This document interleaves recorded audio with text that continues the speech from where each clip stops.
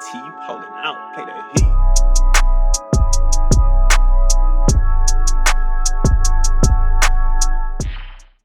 What's going on, everybody? Welcome to episode number 77 of the Sorta Interesting podcast. And today we are reviewing Wonder Woman 1984. Thank you for coming out tonight. You could have been anywhere in the world, but you're here with us, and I appreciate that. I am your host. My name is Christian Patam. With me is my co-host. You just heard his voice, the underground clown, the man who goes up and down, Mr. Wonderful himself, Myles Darling. Because I'm an elevator guy. Mr. Wonderful. I didn't include. I was like, "What's a good superhero name?" I don't know. I just chose Mr. Wonderful because of Shark Tank. Myles, how you doing, baby? I'm doing fantastic. Are you doing fantastic? I mean, it's 2021 now. It's been. I personally am, but yeah, I think the nation is not. Listen, it's been a complete shit show 2021. But Happy New Year to everybody. Hopefully your 2021 is a little better than 2020. Hopefully that vaccine comes out and I could kiss Myles in person there. But Myles, please give us a little plugs of where they could find our podcast. Sortainteresting.com to find the podcast you're listening to right now and podcasts from the past. Our old series like the monster series that we did back in October. Ooh, man, what a hit that was. I got some news for you coming up. Yeah. During these plugs. Yeah, I got some so I wanted to segue into like a thing after that, but let me get these plugs in real quick. Plug. Sortainteresting.com, that's where you can find us, and you Google us, we're the first thing that pops up. Also, we got a YouTube. No URL yet because we're not, we don't got enough subscribers. But if you go to YouTube, you type Sorta Interesting, we're the first one that pop up. Sorta Interesting. We're getting subscribers, Myles. We're not a lot, but it's like 20 subscribers. Okay, let's not go crazy, but listen, it's going up. And Myles, remember last podcast, I was like, hey, congratulations, buddy, your Mummy Returns video. That's at almost 1,000 views. Looked at it today. 3.3 thousand views. I don't know what happened, but for some reason people really like that one. Or I don't know, maybe because it has the number 69 in it. That was our 69th episode. Maybe people are just typing in 69 Mummy Brendan Fraser or something, and up comes our podcast. So that's at 3.3 thousand views. I mean, congratulations to you, man. I don't know if that's on my end. You were. I don't know if that's on my end. You were the guy on that one. But yeah. Yeah, but you were the guy too. We're all the guys. I think you're freezing up a little bit. Am I freezing up? Oh. Or you're slow too. I don't know if that might be me. Oh, it looks fine on mine. Okay. You look fine too. You always look good. God, you're so good looking. My God, look at that hat. You can also find our podcast, patreon.com/sortainteresting, where you could join the ranks of our good friend Taryn Huskus. You could donate to our podcast there. Also, Lex, she's in the background. She's also a patron for our podcast, if you didn't know that. But you could donate to our podcast. We could create more content for you. They're getting extra content. Do you want some? Oh yeah, Lex is getting all the content from Myles. Oh my God, hard content, just everywhere. Hard, Jesus, that content is just fucking it's just everywhere. Just a tidal wave of content. The content right there. Close your eyes. Get some content on your upper lip there. It's like what's that movie, Along Came Polly? Oh no, wait, it was. Shit. Cameron Diaz. Yeah, Me, Myself, and Irene. No. That was with Ben Stiller. I thought that was Me, Myself, and Irene. No, I thought that was. Oh, that's Jim Carrey and Jim Carrey was in there too, though. One where she's got the jizz on his on his ear. That's not Me, Myself, and Irene. I could have swore it was. Anyways, that's like that's our content right there. That's our content. You can have a whole hour of us trying to figure out when Cameron Diaz had cum in her hair. I mean, that's who doesn't want to listen to a podcast like that? Yeah, the Cameron Diaz cum in the hair podcast. Yeah, that should be our. That's gonna be our next our very first Patreon video. This is a whole video dedicated to Cameron Diaz. I'm not mad at that at all.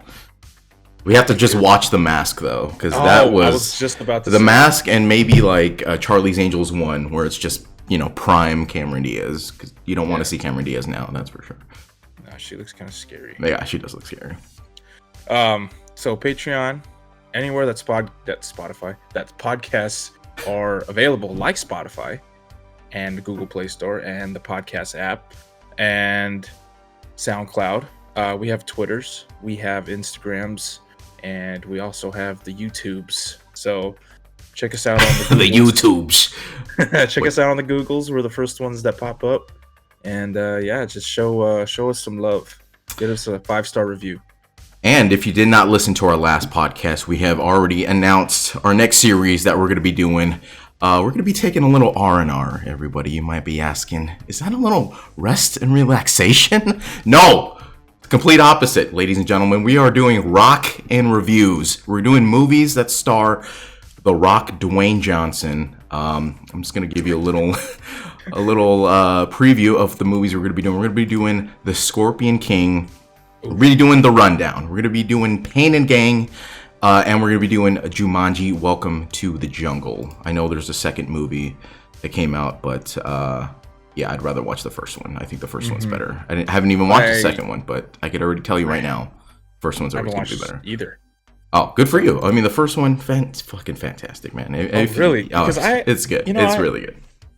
You think... let's not sugarcoat it here. The Rock is in blockbuster movies. He's not in good movies. Terrible and a good movies. movie and a blockbuster movie are totally different things. Yeah. Okay. So that's what I was thinking, like a reboot. It's because the only movies that do well in the box office are the ones that he's like a comedic actor, and he's just not good as a serious actor. You know what I'm saying? It's just not that great. Even though the first two movies are semi-serious. You got Scorpion King for sure serious. He's trying way too hard. The Rundown, kind of comedy, but that's when he started getting funny. So, yeah. I think that works. I love The Rundown, but I cannot fucking wait for The Rundown. I just have one request: if I could do The Rundown, please, for The Rundown. You can do the Rundown for Rundown. Oh, I can't wait. Run me down. I have seen that movie so many fucking times. I don't even need to write it down. It's all up here, baby. I play that every day up here. Ahsoka in there. That's true. Yeah. Goon. Dude, he's fucking shredded in that too. Oh my god, he's shredded. Right. Yeah. And we got little Vietnamese dude. Oh yeah, that guy's actually Filipino. Yeah. Really? Yeah, he's Filipino, but he's like speaking Brazilian in that movie, which is weird. But yeah, that guy's fucking shredded too. Man, got Christopher Walken in there. Are you kidding me? Yeah. We got Uncle Rico. Oh, we got Uncle Rico from Napoleon Dynamite. I mean, get ready for rockin' reviews, everybody. And I cannot wait to title things Rockin' Reviews. It's such a fucking... I'm so proud of myself for coming up with rock and reviews. So, wait, real quick. I wanted to go back to our Monster Month. Oh, right. We're talking about like the Mummy and all that stuff that Howard got really great. I want to just give a little shout out to Universal, because they're putting their classic monster movie collection on YouTube. I heard about that. Yeah. So starting January 15th, they're putting up Soon. Dracula from 1931 and The Mummy, the original Mummy from 1932. What about Frankenstein? Are they going to put Frankenstein? January 16th. That's like the one I really want to watch. Frankenstein from 1931 and Bride of Frankenstein 1935. We also have the following day after that, January 17th, The Invisible Man 1933. The Wolfman, 1941, and Abbott and Costello Meet Frankenstein, 1948. God damn. That's like some Scooby-Doo shit. I say now that it's it's awesome, but man, I don't know, man. If I go back and watch those, it might be rough. I mean, it's just if you're already on the YouTubes, check them It's out. true, yeah. Oh my god, dude! What would be the dream? Yes, what would be the dream if people like look up. I want to watch The Mummy. Like they just do a search on YouTube, and our podcast is right there, underneath the actual Mummy movie. Oh god, what a fucking dream that would be. Imagine Brendan Fraser just like being right above us, right on top of us. Imagine Brendan Fraser's like, how come these guys are talking about me so sexually in their podcast? I need to go speak with these young gentlemen right now. Do a podcast with them. Send them some merch. Oh my god, that would be amazing if Brendan Fraser was on this podcast. Used condom or something. I don't know. I would love that, please, from Brendan, please. Yeah. That's all I wanted to say about that. Okay. Yeah. Let's see. I do have a little bit of a side podcast here, just a little short one here. I want to talk about the Karate Kid series. Have you seen any of those movies, Myles? I have seen the first movie, and that is all Man. I've seen. I mean, I just watched all three. I was the same way. I watched the first one like a long time ago when I was a kid. It meant nothing to me. I was just like, okay, wax on, wax off, whatever. And then I watched. I do that in my head. I was like, this is fucking nothing. And I watched all three again. And I watched all 3 seasons of Cobra Kai on Netflix, and goddamn, dude, Whoa. it is so fucking good. My roommates are watching Cobra Kai. Dude, Cobra Kai. The only unfortunate thing about Cobra Kai is you do actually have to watch all 3 Karate Kid movies because they do so much like callback and flashback. So it's like you kind of do need to watch those old movies. But Karate Kid, the first one, was so fucking good. I mean, I'd say I've seen that a lot of times. Yeah. I've seen that so many times. Like I feel like I can watch it in my head right now. You know, I feel like we could do like a Karate Kid series one day. That would be a lot of fun. We could probably do like a Cobra Kai just like episode as well. Just Yeah, do a Cobra Kai episode. Yeah, do all the rundown before the movie, and then Oh, these are actually after the movies. So yeah, these are Cobra Kai takes place like current day, so like 30 years after the last movie. So that's why they all yeah, it's really good, man. But like I saw Ralph is in it, right? Who? Ralph Macchio and William Zabka, both of them coming back. And no, just kidding. I'm not gonna say anything else. That's it. I'm just gonna say Ralph Macchio, William Zabka. Nah, I'm not gonna say anything else. That's it. But man, it's like the show is like a mix of like, it's like an anime pretty much. It's like an anime with the action and the crazy dialogue and shit, and it's like almost like Power Rangers too, like with the team ups and stuff you're gonna see eventually. But it's so fucking good. Highly recommend it to you after you watch the first 3 movies, obviously. So but enough of Cobra Kai. We got a podcast here to do. Let's get into some production details here, Myles. Release date. I want to say real quick before we get started. Yes, sir. We haven't done a new movie in a long time. Been a long time. I think Bad Boys was maybe the last movie. Bad Boys 3. And that's pure COVID. And I want to say that being able to do a new movie and then do a full rundown is refreshing. Yeah. I mean, even though you're doing it, that's more refreshing. I just wish it was a better movie, though. God damn it, man! What a way to jump back into it. Fuck me. Mm-hmm. But it's very like, what's that word where it brings you back down to earth? Because we've been on a high just watching movies that we love. Yeah. Oh, it was humbling. It was a humbling experience, maybe. Down. Yeah. Here. Hey, is that a pearl necklace you got there? You didn't have that before. Release date December 25th, 2020. Just a couple weeks ago. After I think about 3 different delays, which I'm glad they made us wait this long for this pile of caca that we just watched. Writer director Patty Jenkins, known for the movie Monster with Charlize Theron. If you don't remember that, she like won an Academy Award for that one. She got fat and she like shaved her eyebrows off for that one role. It was about like a prostitute who like kills people. She also did the first Wonder Woman movie. And Patty Jenkins, just a complete smoke show, by the way. I don't know if you've seen her in real life here. She used to date comedian Brian Callen as well. He's talked about it a couple times on his podcast. Yeah, I can show you right here. I got some examples. This is dope. This goes with the aesthetic. Where did it go? Did I close it? No, right there. Patty Jenkins. What is she? Oh, I know exactly what. Patty Jenkins. Yeah, that's Christina Ricci. Yeah, this is Patty Jenkins, and my goodness, she directed. She directed like an episode of Arrested Development, which I just started watching again. Goddamn, she's gonna good. direct Rogue Squadron. Yeah, she's gonna be doing Rogue Squadron. That's not gonna be probably till like 2022, but it says 2023 right here. Oh Jesus. Shit! Yeah, nothing. She's not even. Wow. It's not even a thought in her head yet. She's like, they just asked her and she's like, yeah, I'll do it. And it's not even a fucking thing she's thinking about. Oh, I'm you can see our guest. My shot. What is that pop up? Okay. All right, let's go back here. Let's see. A budget, a whopping $200 million, Miles. Holy fucking shit. That is that's a MCU budget if I've ever seen one. Box office, not really fair to do a box office for this movie since most people are watching this on HBO Max. Like we did, but it is out in movie theaters. So, but as of January 7th, it is at $118 million globally, which is no bueno, of course. Runtime, a holy fucking shit on my fucking face, 2 hours and 35 minutes, which I'd argue is probably a whole hour too fucking long for this movie. And to DC, just stop trying to make these fucking long movies, man. It's not working. They keep making these.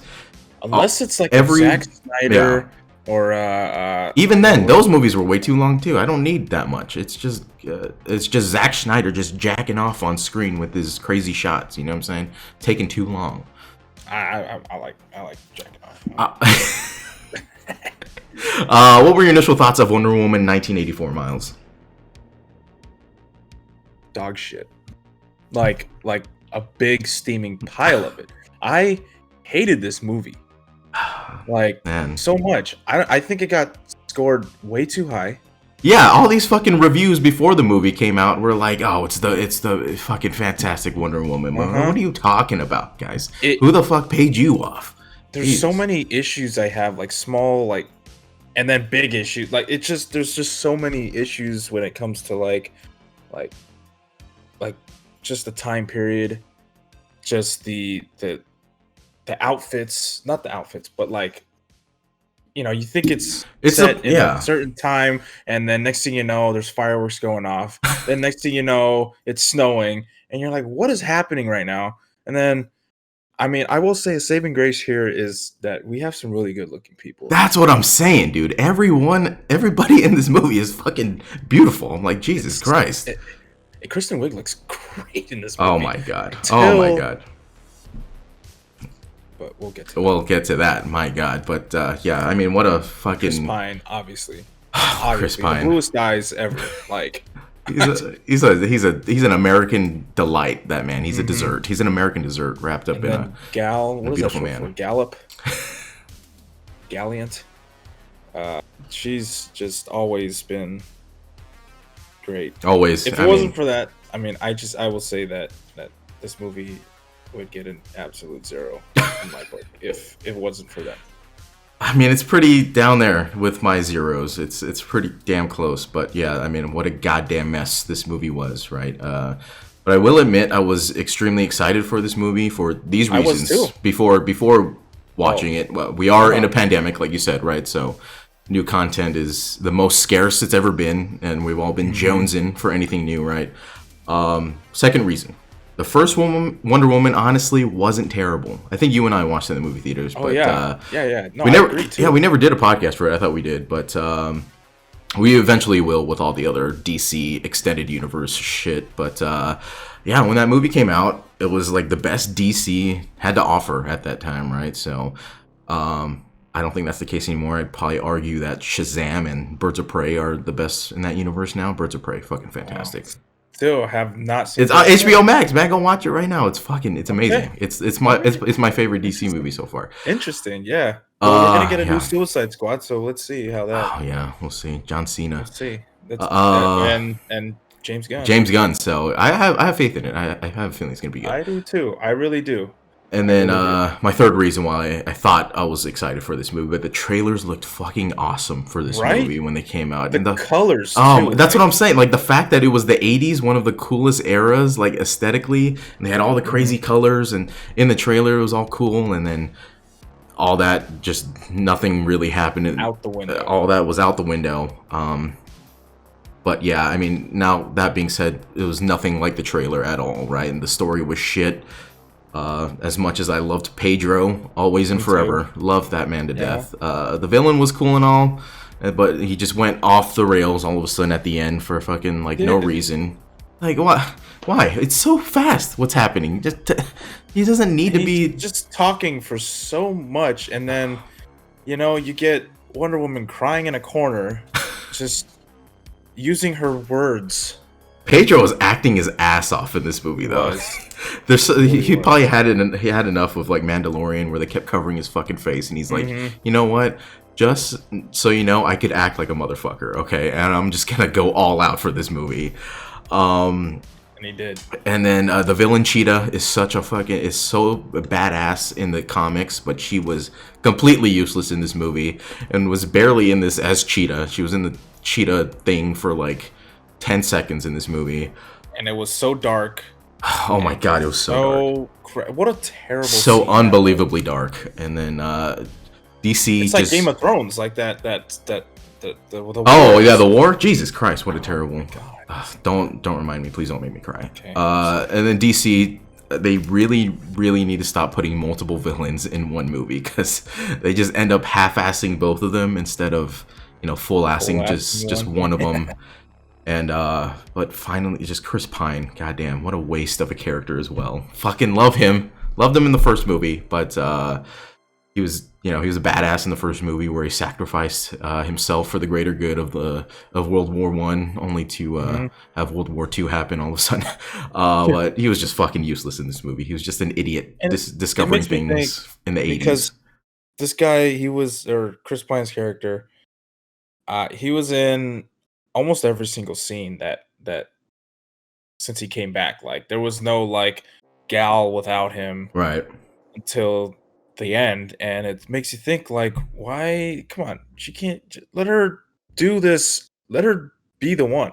And he barely even helped. He like helped in one fight. Woman, yeah. Okay. Yeah, she doesn't need help from you. I'm Mr. Wonderful. That's Mrs. Wonderful. Oh man, but Myles, let's get into a plot rundown for this piece of caca here. This piece of shit movie opens up in Wonder Woman's homeland of Themyscira, where we see a young Diana competing in some kind of physical competition. And I'm not gonna lie, this fucking opening song is a slap and a half. Do you remember that song? I don't. You don't? Well, guess what? I'm gonna play it right now. Let's see if can you hear this is happening. Can you hear that? Oh god. Oh yeah, it's low. Let me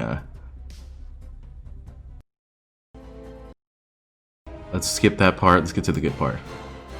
This is the opening scene right here, where they're like zooming through Themyscira and shit. I'm like, oh, this is dope. I like this song right here. The trials, it's like Ninja Warrior, but like, I mean, it was cool. This song was getting me hyped up. I was like, here we go, Wonder Woman 1984, new movie coming out that we, new content in the year 2020, and they just slapped me in the face with it. But yeah, we see Diana as a kid competing against these full-grown adults, which makes no fucking sense. It just, why don't they just make her like a teenager or something, or like have a Gal just dress as the person who she was in the first movie? Why does she have to be a little kid? It doesn't make any sense. Anyways, during the competition, Diana finds a shortcut, and right before she could get to the finish line, Robin Wright stops her and tells her that she cheated, and tells her some bullshit about you can't just cheat and take shortcuts in life. Then honestly, I've just had enough. Fucking had enough of little kid Diana. Okay, Wonder Woman has the most boring origin story out of everybody in the fucking Justice League. Oh no, she's a goddess. She just comes from a fucking island as a goddess. Okay, great. I've seen enough of that in the first movie. Then another side note here. I said I always hated the accents that the Amazonians have. I get that they kind of have to mimic like Gal's accent. But the accent they're doing just sounds like a ridiculous like Russian accent, and it sounds fucking terrible. Like they should just do, they should just do like the British accent that they do in like Troy and like Gladiator. You know what I'm saying? Like, yeah. Even though that doesn't make any sense, they should just do that instead of Russian accents. Or just no accents, Or yeah, I guess no accents, right? And then this whole fucking flashback scene was it was useless. Usually whenever movies start off like this, right, it's supposed to teach our main character a lesson that they'll eventually like call back later in the movie, but I guess the lesson we get is don't cheat. So great, thanks a lot. It's fucking useless. But it is now the year 1984, and we hear the voice of Maxwell Lord, played by Pedro Pascal, aka What is his name? Max Lord. aka the love of my life, Pedro Pascal. Then we hear him on TV in the background doing one of those like cheesy infomercials for his oil company. Then meanwhile in the city, Diana is stopping some petty crimes like a car speeding out of control, about to hit a lady, saving a bride about to fall into a river. Then we cut to a mall where we see this kid in an arcade with the fucking biggest tray of nachos I've ever seen in my life, and oh my goodness, my mouth is watering right now just thinking about it. But nachos, man, just an underrated snack. How come nachos just aren't available more? They're amazing. I love them. They're that atomic cheese that they put on it just is so good, but it's so deadly. I love it. Nachos are they need to have like better nachos in like movie theaters. If they had like a nachos Bel Grande option at a movie theater, it's fucking game over. I will tell you that El Pollo Loco, they have some really good nachos, huh? Nachos. Yeah. El Pollo Loco stepping up their game, I guess, huh? I don't know. Then in a jewelry store, a pair of thieves enter the store and go to the back room where they steal some black market items. This is also where we see the wishing stone for the first time. But of course, Wonder Woman is there to stop them.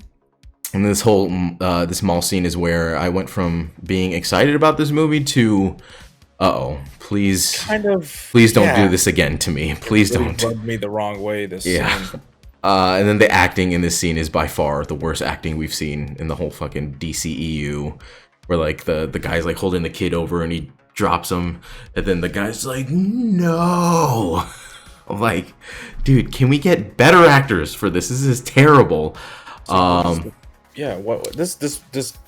It goes to this movie, or this scene was just too longer than it needed to be, and it just didn't add to anything. And I don't understand why she's doing like these petty crimes too. Like she just fought in the fucking World War, like in the last movie that we saw. You know what I'm saying? Like, why don't we? how come she's not doing like global stuff? That she's for the people, you know? like a neighborhood Spider-Man kind of thing, I guess. Yeah, I guess, but like it's implied, really. I mean, she's amongst the shadows, Diana. Then we see more disguise. What the hell? Yeah, I don't know, man. We see Diana go back home to her ballin' ass apartment, but it's depressing as fuck. We see pictures of Diana's past with her friends and pictures of people that are like long dead now, which is kind of sad. And we see pictures of Steve Trevor. We get a sense of how lonely she is now.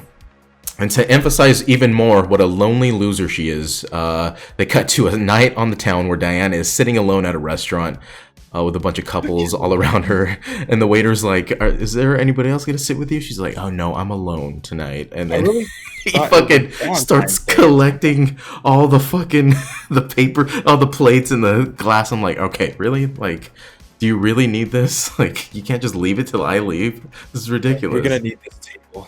We have a couple. Can you go to the bar, or can I pack this up for you and then you can take this home to eat by yourself on your fucking couch, you fucking pig? And then we see Diana try to get a taxi, but this dude takes it from her. And this guy, what a fucking asshole! Like, give your cab to the pretty lady, dude. You take the next one, you piece of shit, fucking asshole. Just like, not even if give it to the. He didn't even to the lady. Yeah, he's like, oh, do you want to share? I'm like, no, fuck you. Like, just give it to her. And then Diana sees a plane. What happened? Shotgun. Like, call it shotgun and taxi. And they just leave, and she has to pay for the whole fare.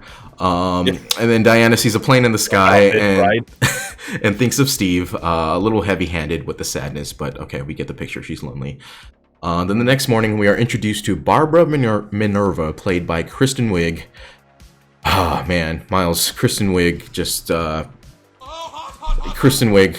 honestly is almost the total package for me, Myles. I love her. What's happening, dude? Like, I love her. Seen her this night. She's been pretty hot. I mean, I think she's hotter now, but if you watch like Bridesmaids, she's pretty hot in Bridesmaids. But I love her in everything she's in, man. I think she's hot as hell. I think anything will ever beat when she was the bear trainer in Semi-Pro. Oh yeah. See, that was I'd say that's before her peak. I think. Oh yeah, straight up. Yeah.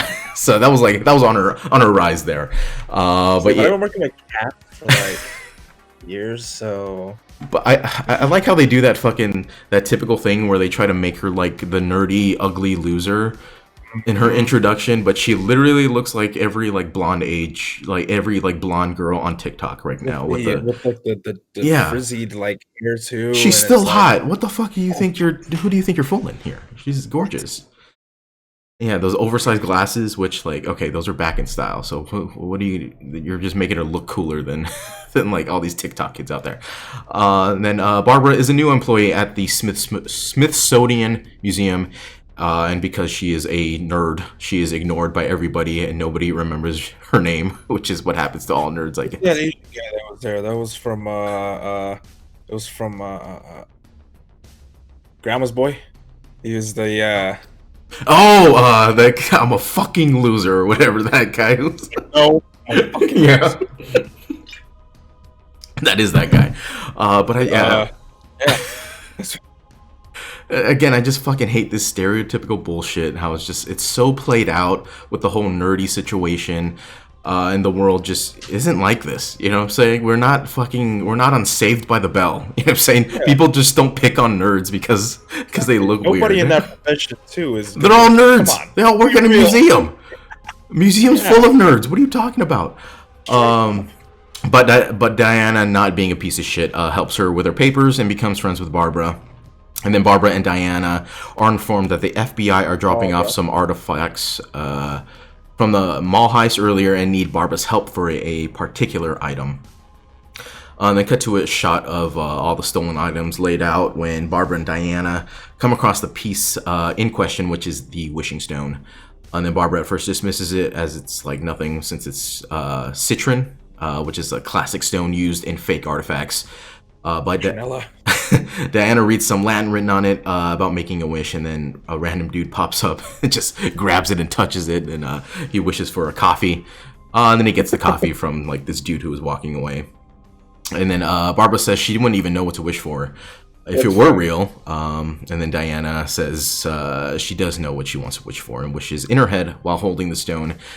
Then we see Steve's watch in Diana's apartment start to tick again, which I don't really understand that either. Why would the watch come back to life? Is because the batteries? I don't even. What kind of batteries do watches from World War I even take? You know. I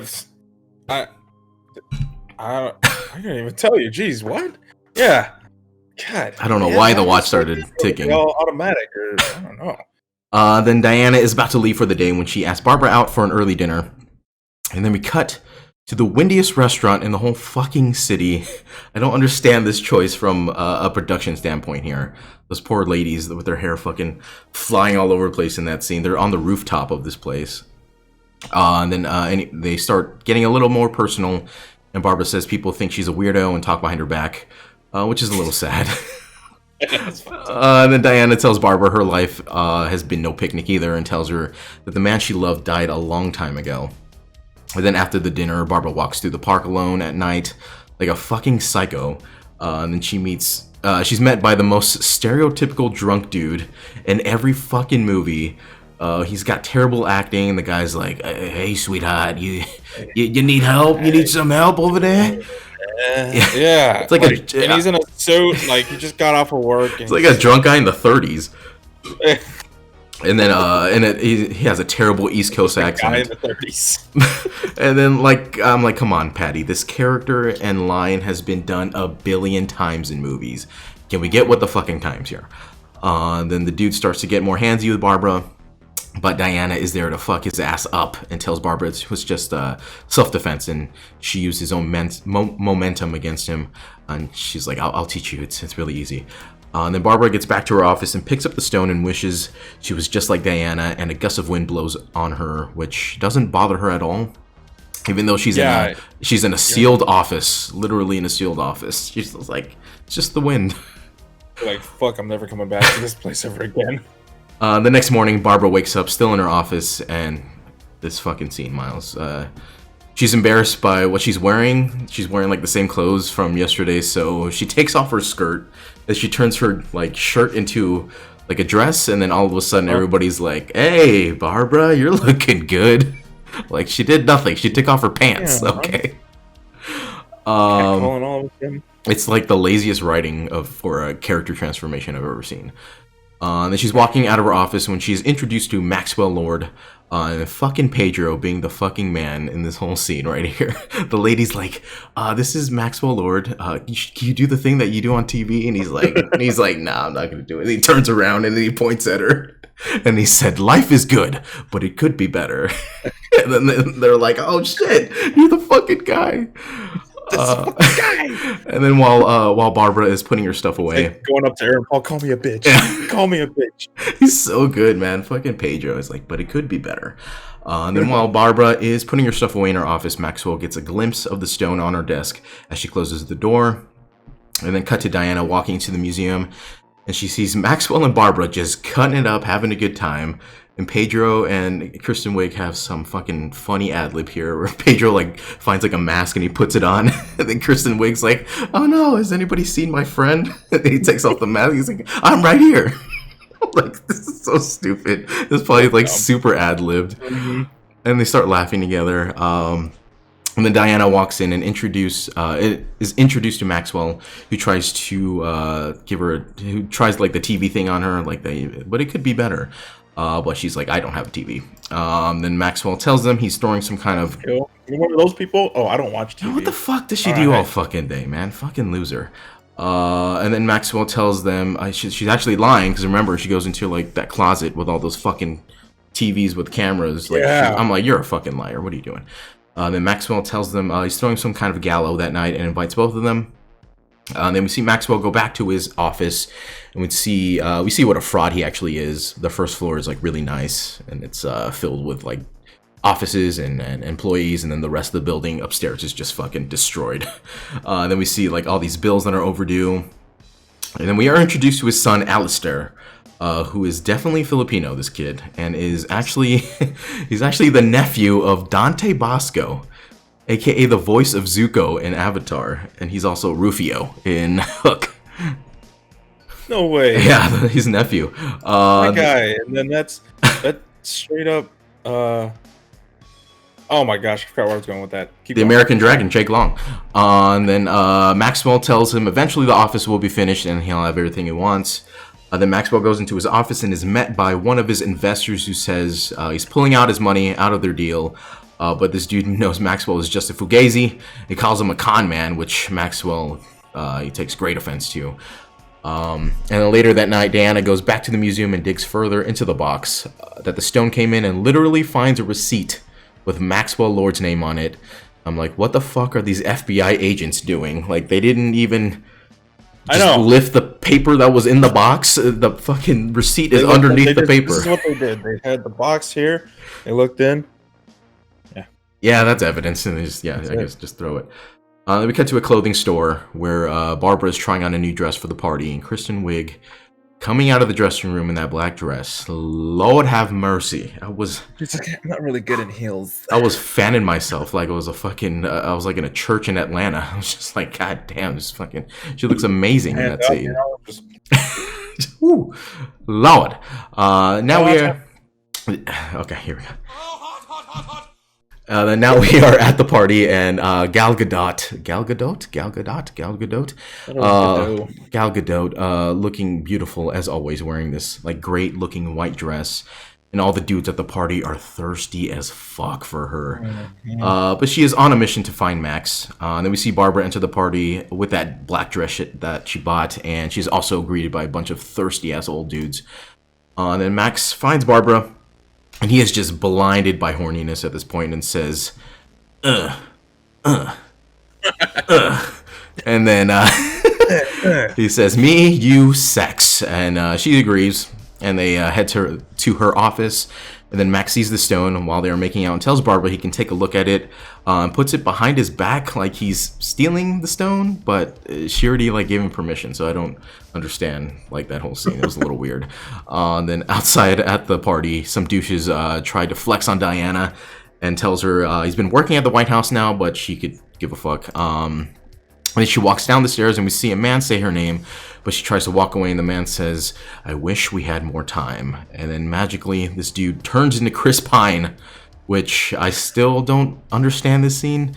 because she clearly saw a different guy, right? So Yeah. you saw the different guy and she was like, "Fuck off, man! I don't even know you." And then the more he keeps talking, he just turns into Chris Pine. So does she see Chris Pine, or does she see this dude and just knows it's Chris Pine in there? Want to see, and then she's actually making out with this dude, and everybody's like, "Whoa!" So this whole thing is so fucking dumb, dude. What if that guy had a wife? Yeah, like that guy's life is just done at that point. Yeah. So she was totally. Obviously, he didn't go to work that whole time that he was him. So he's probably fired. I mean, she clearly did not care about the life of this guy that she just took. She just as long as Chris Pine is back, like fuck this guy and his other life. But yeah, this whole scene, this whole plot point, fucking dumb. They should have just left Chris Pine out of this, honestly. Even though I love him to death, just leave him out. He was useless. But the thing is, Chris Pine and Gal Gadot actually really do have great chemistry, which is unfortunate for me. And he has a dope ass members only jacket, and just, I was saying that too. I was like, and just Myles, that beautiful thick head of hair. My goodness, fucking Chris Pine. Those eyes. I'm staring at his IMDb picture. You know what? I have to look this up. Who is Chris Pine doing sex with? Okay, Chris Pine. Wife. I have to look this up because the man could get any woman he wants. Let's just be honest here, right? I mean, I think he had Olivia Munn at some point. So, well, who's this? Annabelle Wallace, actress. Interesting. Oh, who? She's the girl in the Mummy movie. Oh, she is hot. Wait, hold on. Have you seen Which her? Mummy movie? The remake, the new one. No. Oh man, she's in Peaky Blinders too. She's great. Oh yeah. Okay, good job, Chris Pine. Where is she? Oh wow, good job. She's English, but yeah, she's an actress. Yeah, she's really good. Smoking hot. Good for you, Chris Pine. I mean, I don't expect any different from you, Chris. Good job. Just my goodness. Nice, dude. What a winner that man is. What a winner. Look at his IMDb picture real quick. Just look at his IMDb. His IMDb. Picture. Yeah. Like. It's fantastic. I gotta say this now. Smoldering. Wow, dude, that like beard. That. Wow, look at his perfect hair. Look at that hair. I know. Look at the peaks on it. Piercing through. Look at the peaks on his hair. It's just so perfect. Wow. The perfect scruff too, but it's like maintained. That's not even from a movie. That's his normal life. That was at an event for Star Trek. That's when you know they're just that's a different breed. Good for him. His whole family is actors and actresses. Oh, really? Even his grandparents were part of like Hollywood. Like it's crazy. He's a legend. He's been in since he's born in LA too. So it's like, damn, he's just Hollywood. He's the embodiment of Hollywood. That man.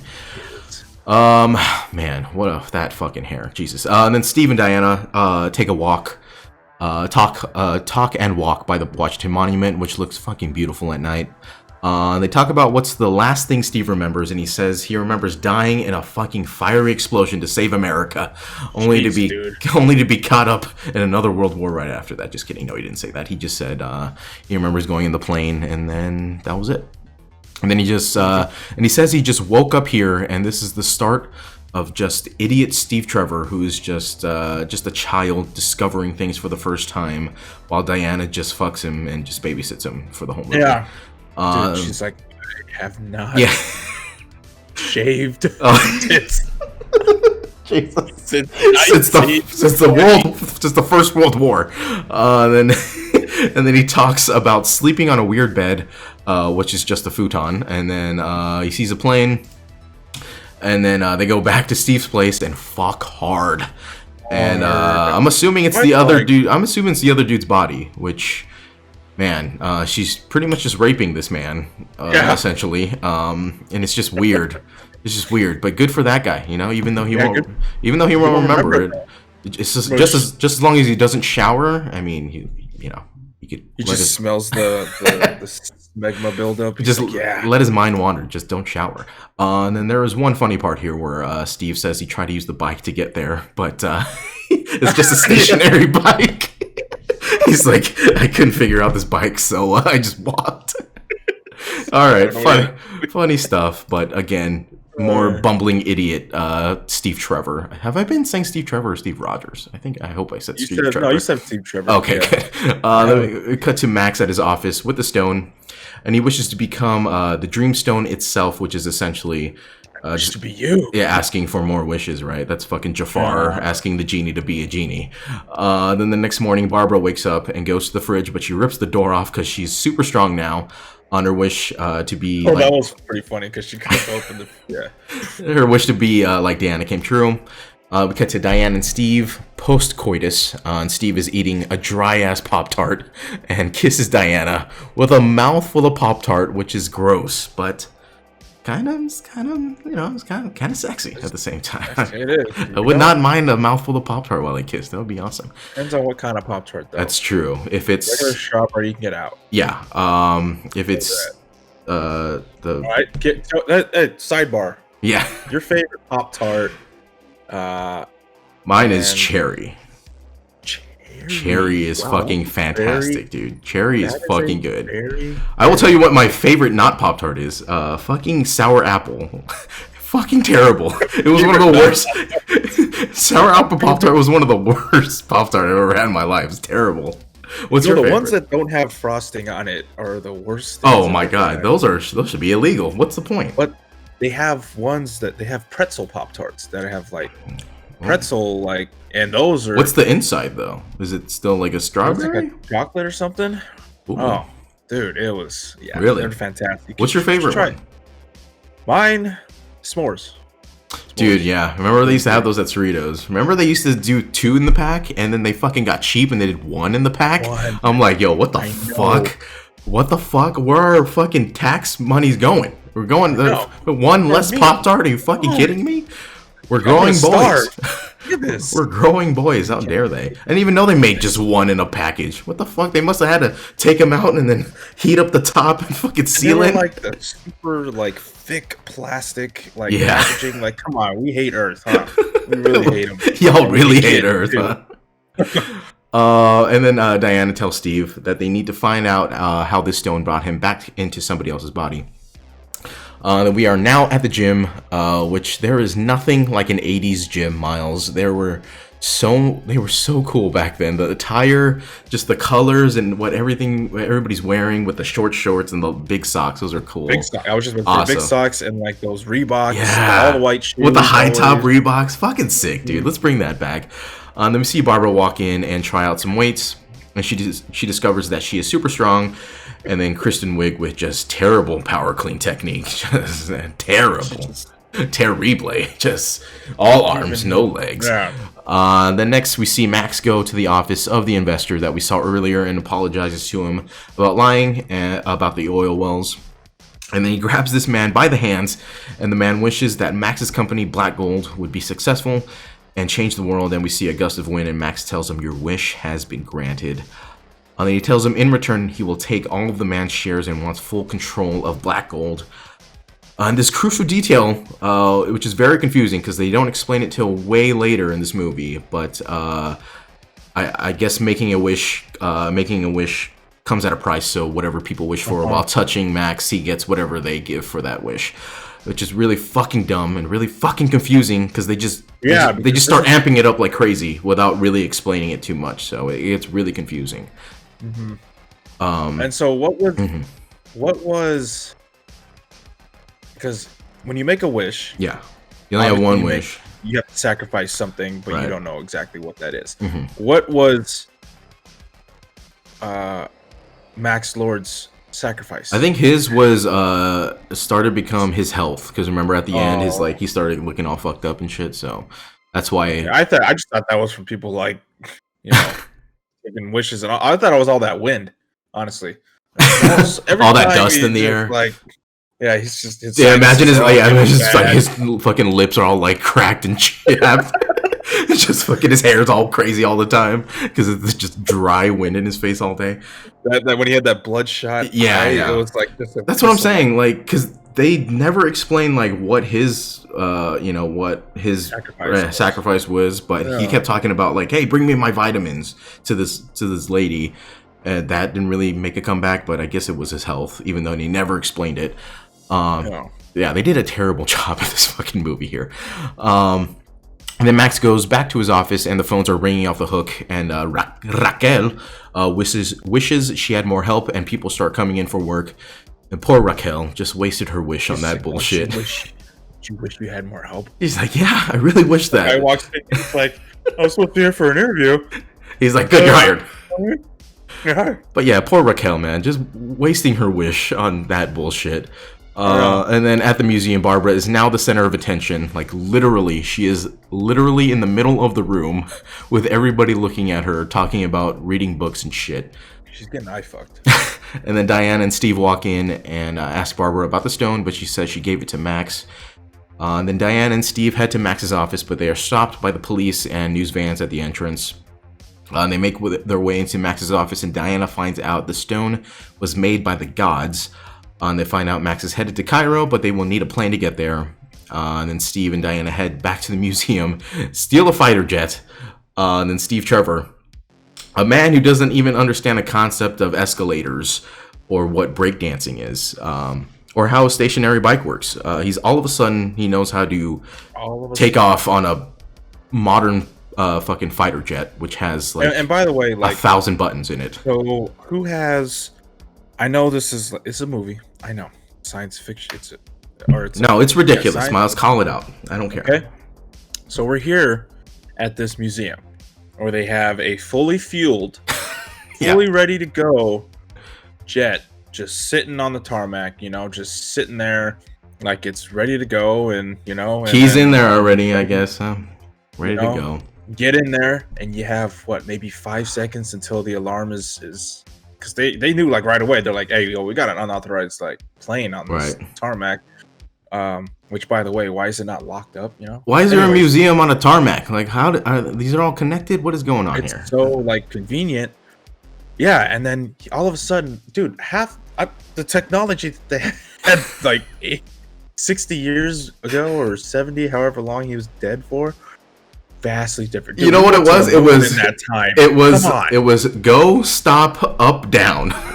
That's what it was. It wasn't fucking let's take off barrel roll and 8 fucking shifters and shit. It was ridiculous. Mm-hmm. He was just like, I got this. Every plane's the same, I guess. Basically manual versus automatic, but then the automatic was just so much more sophisticated. Like, come on, there's. You're not fooling anybody. Again, it's DC not playing by their own rules. We just saw him fucking. People were breakdancing. He was like, what's going on? Is that guy gonna kick me?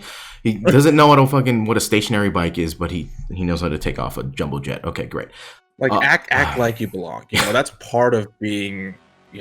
Act like you belong. Just be cool, man. Fucking be cool. Just be cool. You didn't see Marty McFly freaking out over all this shit. He was just like, oh, that's cool. That's awesome. He wasn't like, this fucking flying car, what? That's my mom. Then they take off, but are detected by radar, and Diana says she will make the plane invisible. Which was the most fucking lazy, shoehorned way to introduce the invisible jet. For such a useless scene. And this is a pretty big part of the Wonder Woman lore. And then for this to put it in such a useless garbage scene just sucks. Like, it should have been during a fight scene. Like, oh man, there's a rocket coming towards us. It's got fucking heat-seeking missiles. We should go invisible, Oh, that would be that would have been sick. And she just all of a sudden she just closes her eyes and touches the dash, and then it just starts to, and then you see the rocket just just fucking go out because they can't detect them. That would have been awesome, but no, they used it on this scene, I guess. But I will admit the fireworks scene was looked pretty cool. Okay, and then there's another issue I got. I'm just gonna shoot your fireworks scene down. Yeah, because these they're dressed this whole time. They're dressed in warm attire. It's. Everybody's in a trench coat, Diane, they're walking in front of the Washington Monument. Mind you, this is DC in July. Was it? I don't remember. DC in July. You know how hot it gets? I've never been over there. I don't know. It's like. I heard it gets humid. Yeah. Gross. It's very humid. Swamp and it's nuts. Sticky and nasty. And Aaron will tell you. Oh, that's right. It's just the worst. The absolute worst. And these guys are wearing coats, so it's easy to think oh yeah, this was Christmas time, or like this is winter time. That was until the end, yeah. And then next thing you know, she was like, "Oh yeah, by the way, it's 4th of July." You know. Oh, that's right. It was July. Shit, that's why there was fireworks. Oops, Dude, totally forgot. How did Steve not get like PTSD from these fireworks? I know, right? Attack mode, just fucking barrel rolling and shit. Yeah, it did look cool, but yeah, it doesn't make any sense at all. And then tell me how the fuck a fighter jet is gonna get from Washington D.C. to Cairo on one fucking tank of gas. I mean, those things run out of gas in like no way that 1 hour. Full, yeah, like if that thing is like sitting in a museum. There's a reason why there's fucking those boats out in the Navy with the, you know, where they take off from the planes because they can't fly far.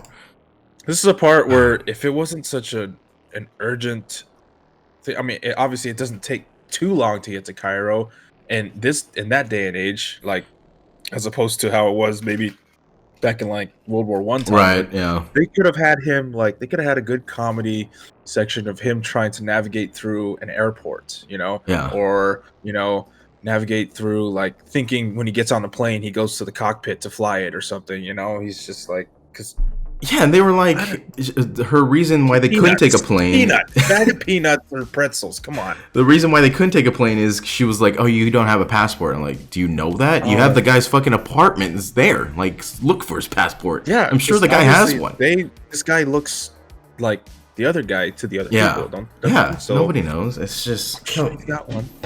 Come on, also, man. just fucking, you're Diana. Just fast track one. I don't know. I'm sure you know some shady people. Who set up that whole like surveillance thing? And how did she get a passport? She's not even fucking. She's 1,000 years old. Oh man! And then we are now in Cairo, and Max is having a meeting with a prince in the oil business with a sweet mustache. Then Max tells the prince to make a wish. The prince wishes for all of his land to be returned and all the trespassers be kept out. And Max tells him his wish has been granted. In exchange for his wish, Max will take the prince's security team, leaving him with no defense. The prince looks out into the city and sees a wall that is being raised around his land, cutting like poor people out, I guess. Then cut to Steve and Diana in a taxi in Cairo, when all of a sudden a group of cars just drives by them. And then what a fucking coincidence! Out of all these roads in Cairo, Max passes by that one road. And then Diana buys the car off the guy to chase him. And then now we get a super lame action scene, which is supposed to be a huge scene in this movie, but it just falls flat and it sucks.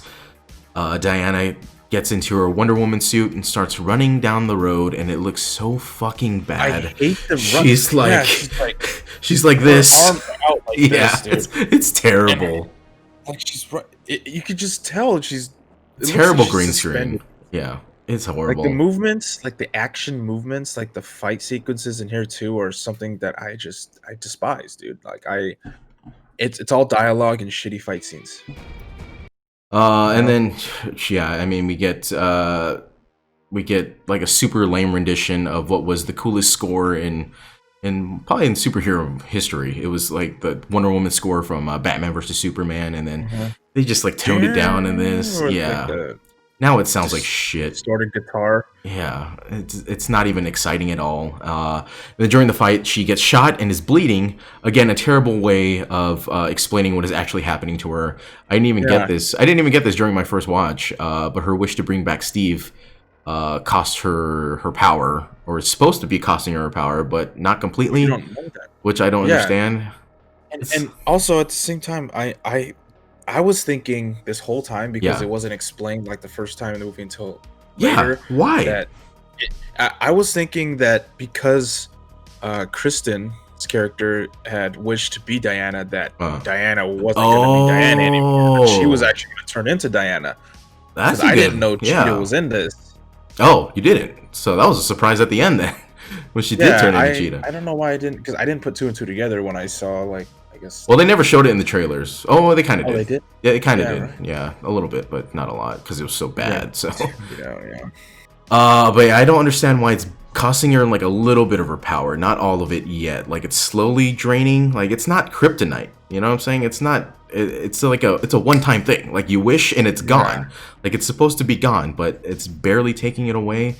I mean, if you're gonna take her power away, because it's happening instantly to other people. that's what I'm saying. Like, why wouldn't it happen you know? instantly to her? But if you're gonna take her power away, do it completely or don't do it at all. Like, you can't just make her bleed whenever you want to, and then blame it on Bleed my own blood. and then just blame it on like a slight power decline. Like, it's you're not playing by your own rules at that point.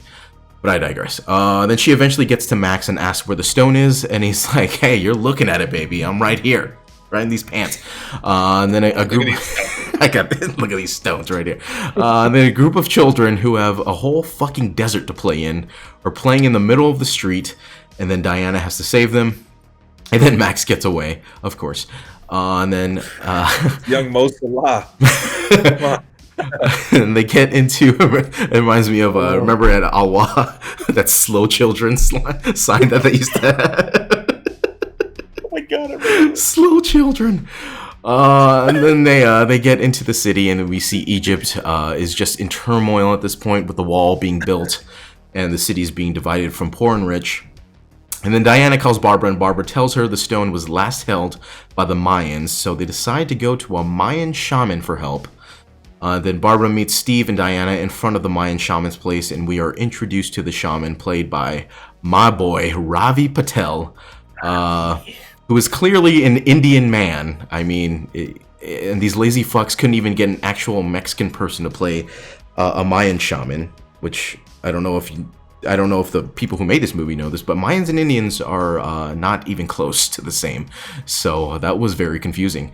And then Ravi Patel, by the way, has an incredible documentary. Mayan shaman, like Gadot. I just googled it right now. Yeah, dude, their get-ups are so dope. Mayan shaman. Oh, yeah, I just typed in Mayan shaman. Like the. Have you seen the movie Apocalypto? Does it look like that? Yeah, is that what?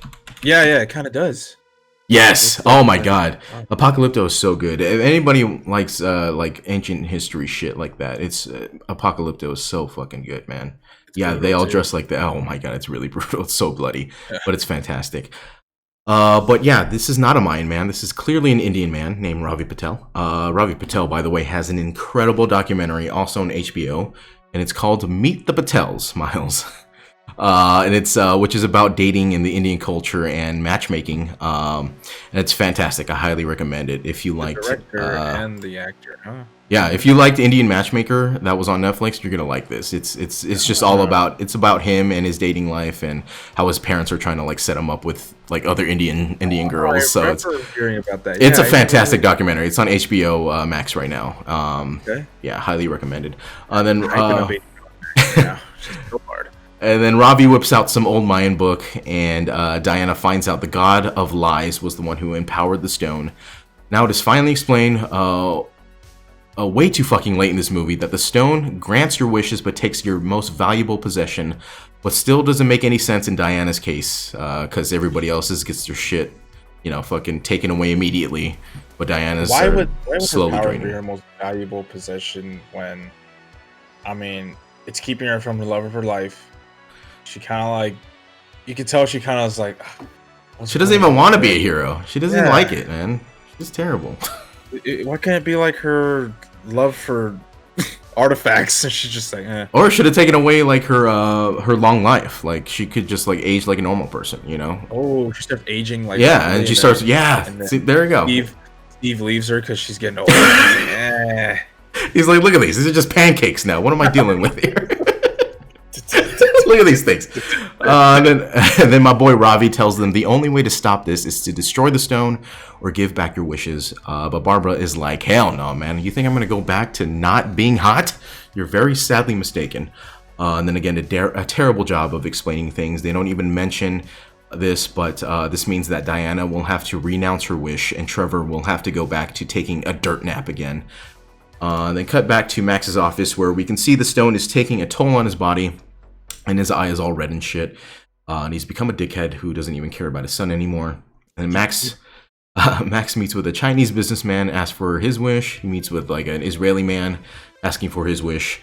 But in short, he is trying to find a way to touch a mass number of people at the same time, which this is so fucking bullshit. They are really pushing this here. They are trying to go from, hey, you have to actually physically touch these people to, hey, you could just, be touching these people. Quotes, Yeah. just This you is know, like it's metaphorically. some like evangelical like Christian. Yeah, like person that. on It's TV so trying fucking to, like, stupid. cure the Rona from you. But touch your TV screen. I want you to reach out with your heart. I want you to give me that stimulus check for my PJ. And then My private jet. Payment my private is jet. due. It's the only way I could pray up there with all the demons. In the 747. Be higher than everybody else. I need the G7, the brand new one, God.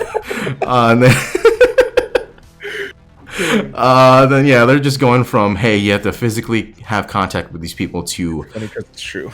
just make a wish, and you could just be in contact with them, not even physically anymore, which is DC, you gotta follow your own fucking rules, man. You can't just make up things on the fucking fly, and it's pissing me off here. Diana and Steve get back to Diana's apartment, and Steve finds his old watch and a picture of Diana at the Trevor Ranch. And then he tells her what needs to be done, but she's not hearing any of it and doesn't want Trevor to go. And I wrote here, we already kind of talked about this, but she's just being selfish at this point, Myles. She's being a little selfish little girl here. And the difference between DC heroes and MCU heroes here. She's kind of just, she's saying, it doesn't matter what's going on out there. Like, I just want you. And, you know, it's just me and you. It doesn't matter if people are dying out there. Which, if this was MCU... Yeah, let's just go.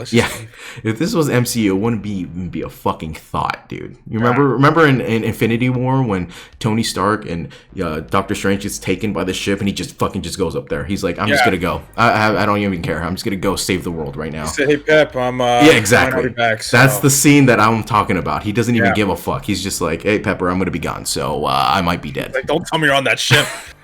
But that's what, dude, that's what heroes do, Myles. And fucking MCU has real heroes. This bitch doesn't even want to give up this dude for the rest of the world. So I had it up to here with Wonder Woman at this point. Then they go into Diana's office, and Good Steve... to know that there's a Wonder Woman 3 announced. Is there a 3? Oh, Jesus Christ, man. I hate to break it to you. Anyway, and then they get... and it's the same director. Patty again? Oh, Jesus. And then they go into Diana's office and see... Steve sees the armor of Asteria. And then we see a flashback of Asteria holding back an army of men while the other Amazonians escape. And then on one of the cameras, they see Max's car enter the White House, and they are off to the races. And then Max meets with the president of the United States. The United States. I mean, y'all was practically pen pals. Why could they just make it look like a... I don't know. Like the president at the time. Right, that's what I'm thinking too. I was like, who is this guy? Either like have him be someone famous, like a famous actor, or like have him look like Reagan. Yeah, I think it was Reagan at that point. Yeah. Or JFK, maybe. I think Cold War was JFK. JFK is 60s. Oh yeah, that was 69. I think. He meets up with the president of the United States. Then he tells him to make a wish. Diana gets into the White House with the thirsty dude from the party, and they take a tour. Then Max gets the president to make a wish for more nukes to strong arm the rest of the world. And in exchange, he takes all the president's power, influence, and authority. Then Max finds some plans for a satellite system that enables them to take over any broadcast in the world. And it, how convenient. And it touches everybody watching. That's what I'm talking about. That is with articles. That is so fucking lame, and it is so loose with these rules, Myles. It's like a kid when he's like, you're playing tag and you're like, no, you can't go into that room. It's like, I'm not in that room. Half my body's in the room. I'm not all the way in the, it's like. So technically, I was never it. I'm like, shut the fuck up, dude. It's such like lame rules, and they're just not even following it. It's so stupid. They're coming up with them as they go, Right. Just like it's so the kids dumb. playing tag and everyone want to get caught. I hate this. Then Diana meets Max in the White House, and a fight breaks out. And then Diana gets shot multiple times, but of course, they don't follow their own rules and decide when she could actually get hurt. She gets shot, but doesn't get hurt at all at this point. Then eventually, Barbara gets there to rescue Max. She likes it, actually. She's like, she's like, ooh. I remember the last time I was hurt. Break out the 50 cal, baby. Then eventually, Barbara gets there to rescue Max, and a fight breaks out between her and Diana. She tells Diana she's not giving her wish back. And then Barbara gets Max out of there, and Diana is injured from the fight. And then Diana tells Barbara in exchange for the power, she lost her humanity. She's like, you're not nice to me anymore. You lost your niceness. What's your mojo? And then in the city, we see everything in chaos, and Steve tells Diana what she needs to do to beat Max and regain her power. Then Diana walks away and renounces her wish, and she runs very fast, like very quickly. Like all of her powers came back just like that, Myles. Oh, this is the running scene I hated. Yeah, that was terrible too. Which the one where I was like, she was like, yeah, and then there was like blurs. Really, yeah, and there's like a blurry lines behind her. I'm like, oh, this is terrible. And her face is like this. She's like, yeah, she's so. But I did make a note here. I said what would have been sick here would be like a scene from Hancock. Do you remember Hancock? Did you watch that one with Will Smith? Yeah, you remember that part? Yeah, I remember that part where he's in the hospital and he figures out like he has to get away from Charlize Theron to get his power back, and he starts jumping and he starts like falling, but the farther he gets, the farther he jumps. So it's like, imagine she did that. Like the farther she got away from like Steve, or like the more she started running, her powers came back. That would have been sick, but no. Her powers would have been really cool, yeah. Her powers just come back like that, even though her powers were slowly draining. But I digress. And then she jumps in the air and figures out how to fly, Myles. This scene took so long. Another big part of her character that they just executed horribly and was so cheesy. As opposed to, remember that awesome scene from Man of Steel when Superman learns how to fly? I mean, you already nailed it. They just copied that. That was amazing the way he did it. But did an homage to that. Like it's in the same universe. You know? That was awesome in Man of Steel. That was fantastic. But Dude, they ruined this. The music was dope in that scene. Like this one was. The music was so good in that scene. So rushed and like. Yeah, it was terrible, man. Another big part of her character that they just kind of. Her arsenal of powers are just being like, oh yeah, she can also do this. What happened to her sword? Remember she had a sword in the first movie? Yeah, right. And she had a sword in Batman vs. Superman. Where the fuck is that sword now? She could have kicked everyone's ass with that sword. Yeah. Then we cut back to Max and Barbara on his PJ. And his plan is to keep granting wishes to everybody in the world and build himself back up by taking their health. And ask Barbara what she will wish for when he could grant it. And she tells him she wants to be an apex predator. And then Chris Hansen comes in and he says, nah, sit down. Somebody say predator. You're doing that pizza. This part also very confusing because he asks what Barbara's gonna wish for, but Barbara already made a wish. So again, it's just terrible. He was like, this was when like he was curled up. Yeah. In the chair, he was like, "I'm feeling generous." It's so dumb how they explained it. Like, you can just give more wishes now. I guess. Well, I think he's like taking. When he gets a wish from someone, he's like giving someone else a wish. I don't know. It's so dumb, like the way they explained it. It's too confusing. And then they get to some military base and orders the team to take over all the broadcast signals. And he gets on the air and tells everybody in the whole world to make a wish, and the wishes are granted immediately. Then Max starts going crazy, granting wishes and taking things from people and shit. And the fucking one where he's like, "I wish you would drop dead." Dude, that fucking racist ass lady. She's like, "I hope all the Irish people are fucking deported." I'm like, Jesus, that could have gone a different way. That dude, that's like that Taliban dude. He's like, "I wish we had nukes." Oh, yeah. I was like, oh my god, that Irish lady, or that lady wishes the Irish people away. I was like, what the fuck? This is a weird wish to include. And then and then he gives Barbara her powers and shit. And then Diana finally arrives at the base, and she is rocking the gold armor, and it's a shot straight out of one of my favorite comic books of all time, Kingdom Come. But it's too bad the armor doesn't do shit, and this could have been the best part of the whole movie, but they wasted it again. So much, like I said in these trailers, the poster looks fucking sick. Yeah. Oh, sick! Like I'm looking at it right now. It looks so dope. This is a poster I would love to have on my wall if it didn't represent such a shitty movie. It went to waste, man. This incredible scene. This armor that represents so much. Yeah. It's supposed to be like the culmination of the Amazonians like coming together, and then their push against like basically their whole backstory, and it just is for naught because it's getting. You'll see. I mean, like like you're gonna explain in a second, it's just fucking dude. But they nailed the look of the armor though. I mean, if you look at the comic book version with like the helmet that's like an eagle that's like over her, like on her chin and her head, it's so sick and it looks awesome. But yeah, they went to waste. She fights off a bunch of soldiers and looks up to see Barbara, who is now Cheetah, and is so obvious that they had to cut off all the lights to cover up the CGI, which is it honestly wasn't too bad. I've seen worse, but it was pretty bad, you know. Well, I mean, you got Cats the musical over here, just in all the light, just not even giving a F, you know. Yeah, that I think looked better actually than this movie. Yeah, right.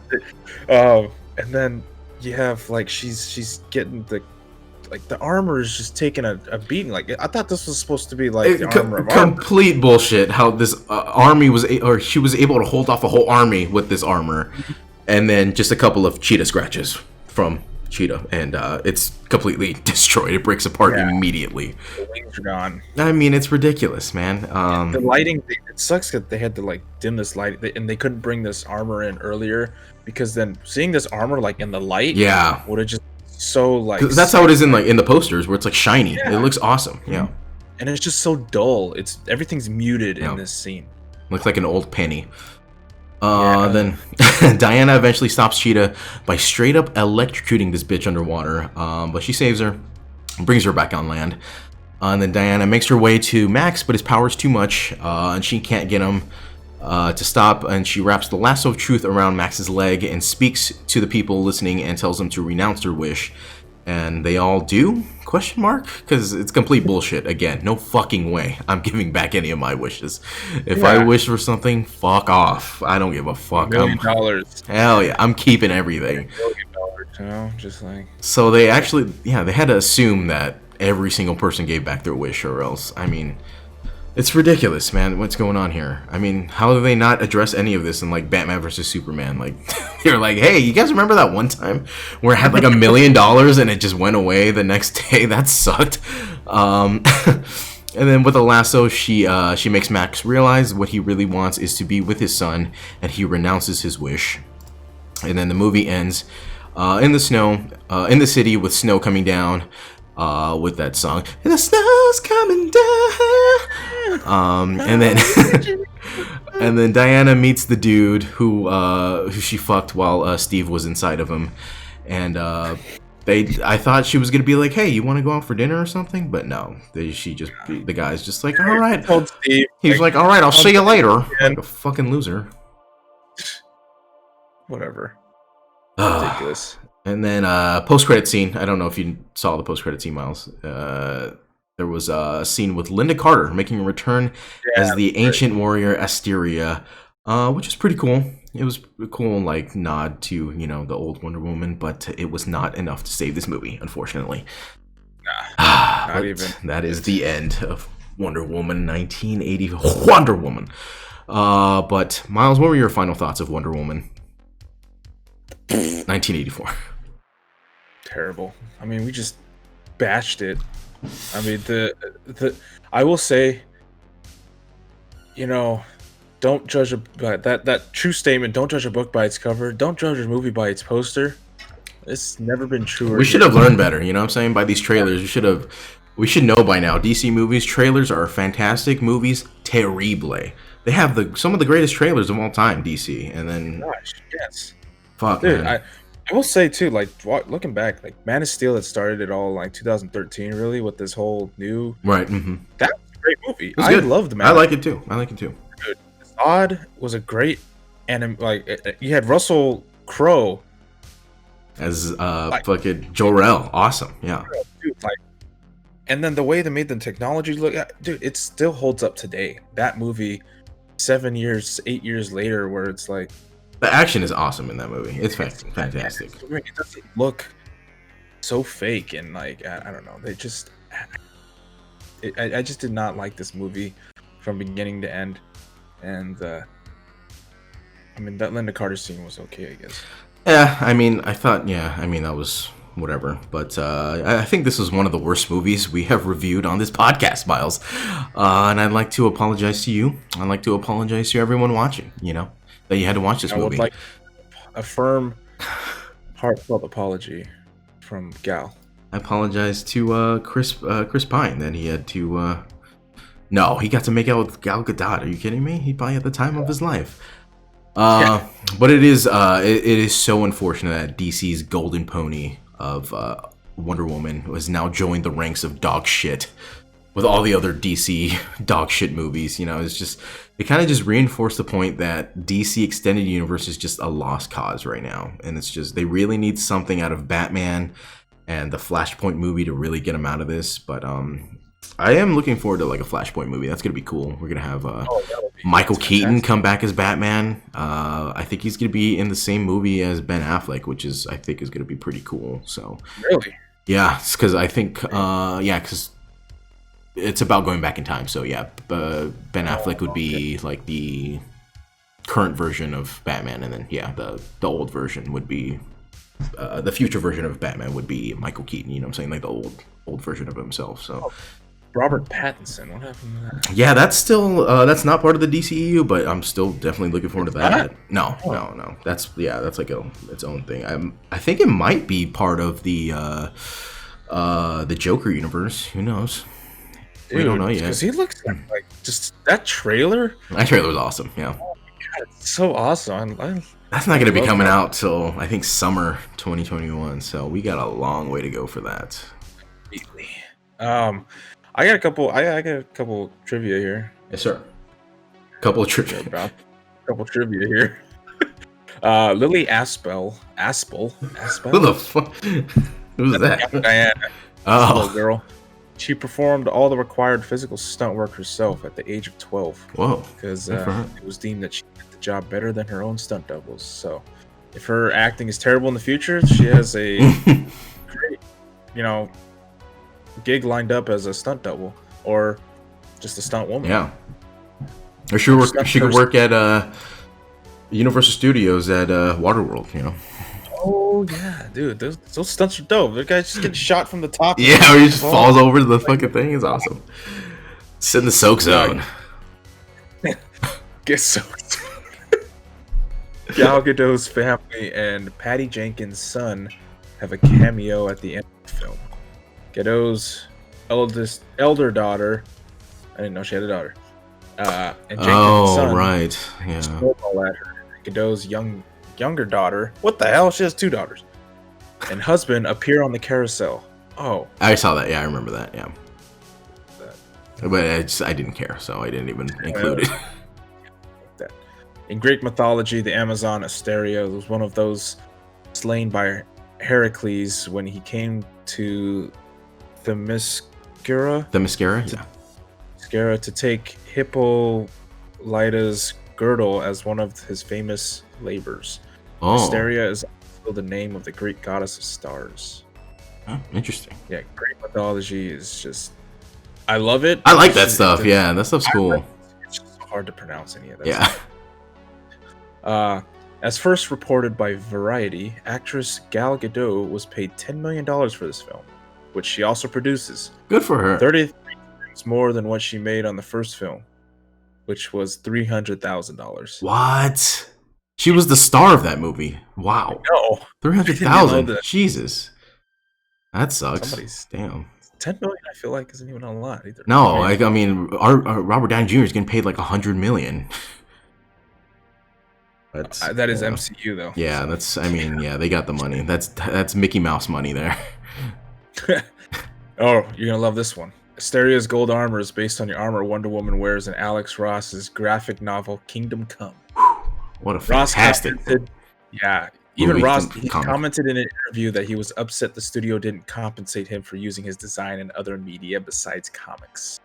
That's some shady practice. How dare they? And then after you see it, you're like, fuck, dude, they did it so dirty. Like, they did it. Yeah. They just traced it from this fucking comic book. Basically. The role of Cheetah was first offered to Emma Stone, but she declined. The role was then offered to Kristen Wiig, Patty Jenkins' first choice. I actually really like Kristen Wiig in this, but fuck, man, just as Cheetah, terrible. I totally agree. And then here, I'll just do one more. Hans Zimmer had previously announced that he would retire from composing for superhero films after B versus S. which featured Butts Wonder versus sex. which featured Wonder Sex Woman's always wins. cinematic debut and teamed her up with Batman and Superman, whose films he had already composed scores for. However, he accepted to compose a score Oh for no. and now Hans. returned to compose for this film. This is like his last dance. This is like Michael Jordan coming back to the Wizards. It's like, nah, man, you did good. You have nothing else to prove. Why did you do this? Now it's just gonna ruin your legacy. You did Dark Phoenix. You should already know what you're done. 2 cacas in a row. Oh no. Hans should have just retired, my friend. Oh. What a name though, Hans. Hans. Oh man. Well, yeah, that was a caca movie. Actually, I guess we could. We'll save the rankings for when we eventually do a DC Extended Universe review, because I thought we did a podcast for the first one, but we never did. But let's rank them right now. I mean, we don't. Unless you want to wait till we do the. No, yeah, well, I still gotta rewatch them and everything, so we could rank them. I mean, we could just do like the Wonder Woman's. Like, for sure, the first one was way better than this one. Not even close. Zimmer, hands down. It's not even close. The first one was pretty good actually, except for the end. Fire. Yeah. This is like, okay, so the first movie was like the Capitol building at the beginning of 2020, and then. This is just fucking on fire. Is the U.S. Capitol at the beginning of 2021. Okay. God, terrible. Well, Myles, go ahead and give them the plugs of where they can find our podcast, and we are out of here for today. SortaInteresting.com, and you go there. You can listen to this podcast that you're listening to. You can listen to podcasts from the past. Like I said, we got all our old series on there: Fast and Furious, Monster Month, Christmas Month. All those good, just movies that we love. Lately, we've been doing movies that we love. This was a change of pace because this is a newer movie, and because of COVID, we haven't been able to do that. But if you go in there, you can see I watched recently. It's on HBO Max, Ready Player One, and I was actually listening to our podcast, Ready Player One. I was like, not bad, but I was hammered that in that podcast. I'm like, Jesus. Yeah, dude. Oh my God, we used to get like borderline blackout drunk before podcasts. This is bad. Yeah, drinking a lot. That's because we were in person, dude. It was like, I feel like the dynamic is it changes, but like I like where we're at right now. But yeah, so that that was our very first podcast. Oh. Go listen to that one. Go watch the movie on HBO Max, and you can see. Read the book. The book is fucking good, man. The book is really good. There you go. There you go. And you can just compare and contrast and see where we've and give us a little review. Also, when you go on our iTunes, they could review on iTunes. Was it iTunes? No, Apple Podcasts. They could they could write it. They could rate it 5 stars, and there's a review section too. So also leave a comment in like YouTube. YouTube, yeah. I mean, we're getting up there in subscribers. I mean, there's been like 2 every day so far, so it's been pretty cool seeing. That's just, you search YouTube, Sorta Interesting. We don't have a URL because we don't have enough subscribers, but you go on there, and then we got we're the first ones that pop up. You go to Google, we're the first ones that pop up. That'll link you to Sorta Interesting. So it all just like ties together, and then you go to your Patreon, our Patreon, not your Patreon, our Patreon. That let's trade Patreons. How about that? Swap pick for pick. I'll give you $1. You give us 5. That's how that works. Follow. Yeah, there you go. That's the conversion. You give me. I give you 1. I'll give you 5 pesos. You give me $1. I'll send you feet pics. You send me $100. That's how that works. All right, I'll start on OnlyFans. Okay. All right. I see how you're going with this. Fine. I gotta get in shape. Unless people like that. You'd be surprised. It's true. That's very true. Maybe not guys, but that's very true. You got the podcast app, like we said. You got Spotify. You have the Google Play Store. You got SoundCloud. You have no reason not to listen to us because it's everywhere, man. Yeah. We're everywhere. Very happy with that. You're in your ass. I mean, you're in your house. Whoa. Sorry. Not yet. Not yet. We could be. We could be. If you donate $1, we could be. That's it. We got Twitter, Instagram, at Sorta Interesting Podcast, at Christian Patam, at Myles Darling.